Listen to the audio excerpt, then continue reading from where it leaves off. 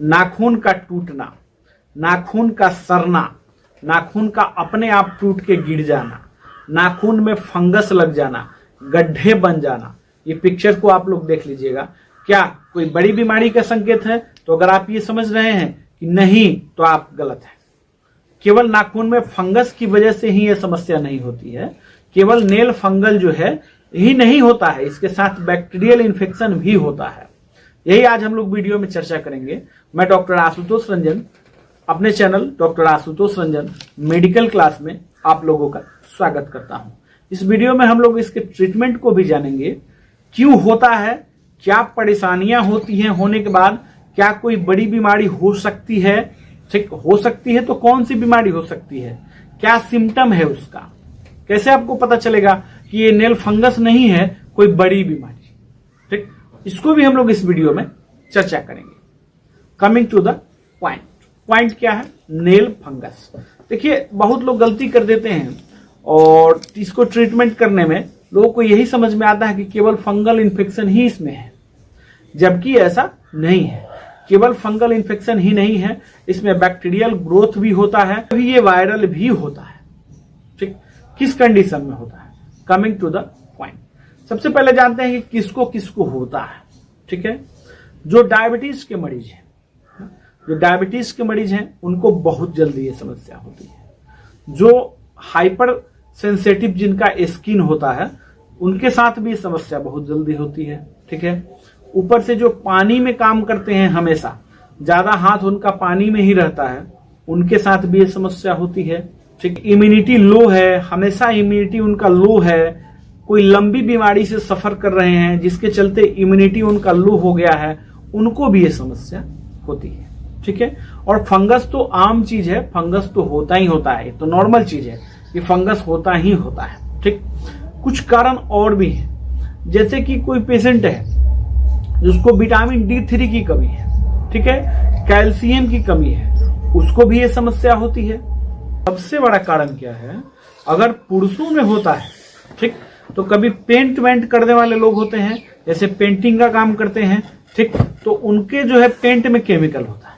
ठीक है, जूता चप्पल नहीं पहने हुए हैं, है ना, केमिकल उन पे गिर गया। हमने एक पेशेंट ऐसा देखा हुआ था कि बार बार उनके साथ वही हो जाता था, मैंने दवा दी, ठीक हो गया, फिर दोबारा ऐसे ही हो गया। तो इस चीज को भी ध्यान रखने की जरूरत है कि अगर कोई केमिकल जो है नाखून के ऊपर गिर गया है गलती से, ठीक है, तो फिर आपको जो है कितनी भी आप दवाइयां खाइए नहीं ठीक हो पाएगा। इस चीज को ध्यान रखने की जरूरत है।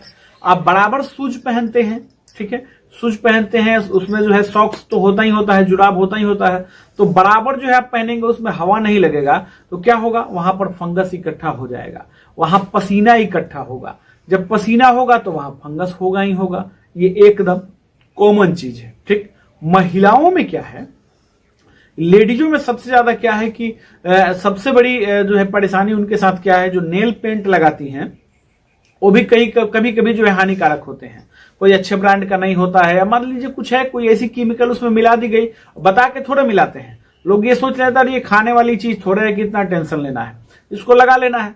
ठीक, तो थोड़ा सा चमक जिसमें ज्यादा होता है, महिलाओं को उसी से मतलब होता है, तो ऐसा होता है कि उसके चलते जो है जब नेल पेंट लगाते हैं ना, तो नेल पेंट लगाने के रिएक्शन की वजह से भी ऐसा हो जाता है। तो ये गलती नहीं करें। आप दवा लीजिएगा, मैं दवा तो आपको बता ही रहा हूं, आप दवा लीजिए, ठीक, दवा तो आप खा ही रहे हैं, फिर नेल पेंट लगा रहे हैं, ठीक है, फिर उसी केमिकल को आप इस्तेमाल कर रहे हैं, तो आपको जो है आप ठीक नहीं हो पाएंगे। चलिए फ्रेंड्स, अब हम लोग चलते हैं ट्रीटमेंट की तरफ। मिनट 4:30।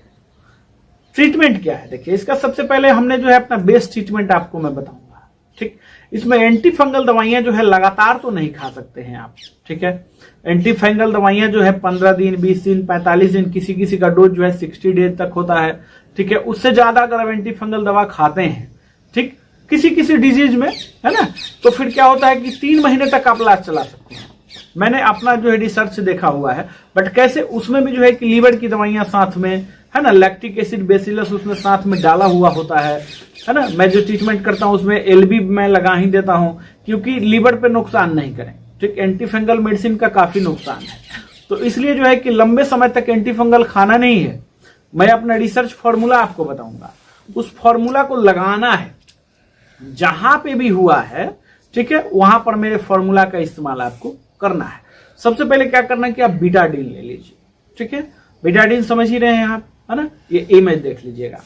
तो बीटाडीन का जो है आप लिक्विड ले लीजिए, ठीक, उसको साफ करिए, क्लीन करिए, ठीक।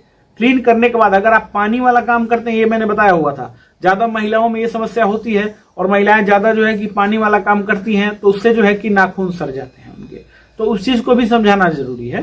तो इसके बाद आप क्या करेंगे कि उसमें जो है उसको बीटाडीन से साफ करेंगे, ठीक है। साफ करने के बाद यहीं पर मेरा फॉर्मूला आ गया। क्या है मेरा फॉर्मूला? लुलिकोनाजोल क्रीम, ठीक है, और candid total cream. Candid total में क्या हो गया, एक तो आप उसमें क्लोबिटासोल भी हो गया, ठीक है।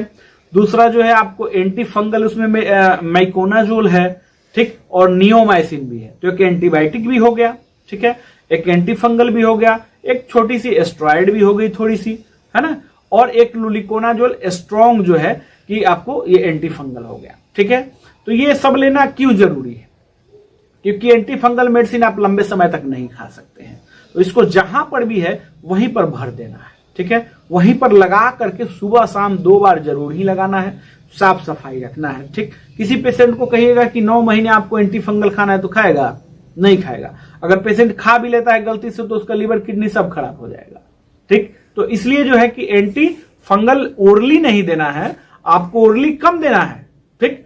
आपको जो है एक्सटर्नल जो है इसका ज्यादा यूज करना है, उसी जो है साइट पर आप यूज करेंगे तो जल्दी जो है पेशेंट आपका ठीक होगा, ठीक। अब बैक्टीरियल इन्फेक्शन मैंने कहा था कि इसमें बैक्टीरियल भी होता है, तो नियोमाइसिन हमने किस लिए डाला है?